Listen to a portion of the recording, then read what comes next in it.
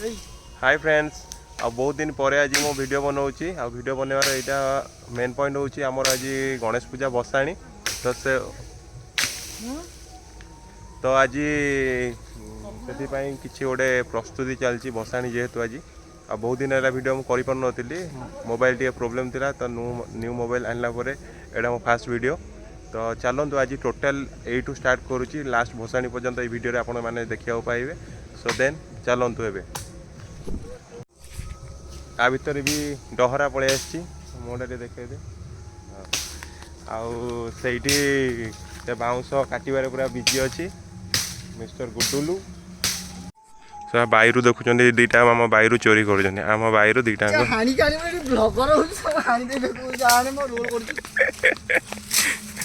खाई सकाल टाणुनु जोरे कौन चली पूरा नुआ डिजाइन नुआ डिजाइन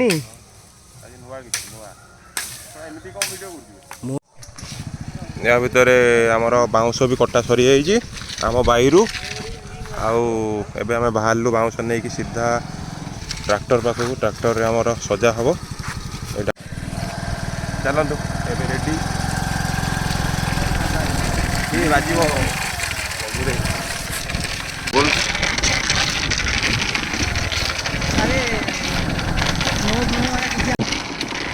आम पहुँची जीवु आज वर्षाटा जोर हो कौन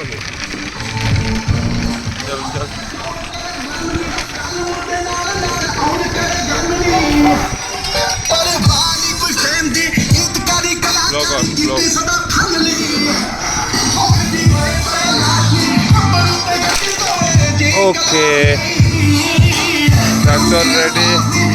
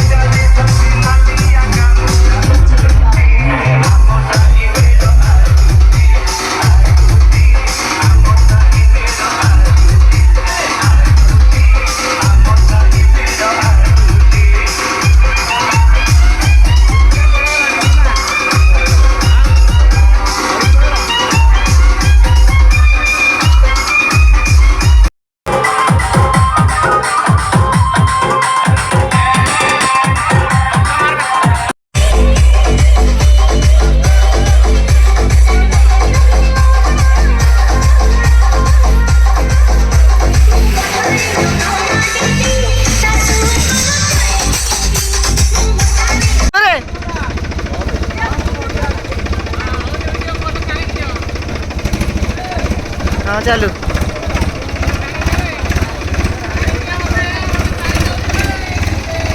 କର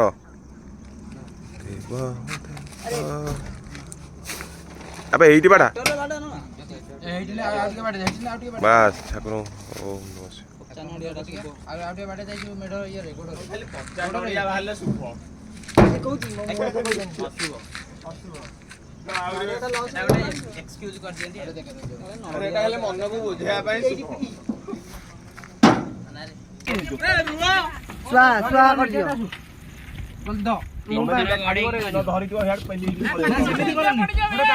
ଏମିତି ଡାଇରେକ୍ଟ ଆମେ ଏପଟୁ ପେଲ ଦଉଛୁ ମୁହଁ ମାଡିକି ପଡିବ ଏପଟୁ ଟେକ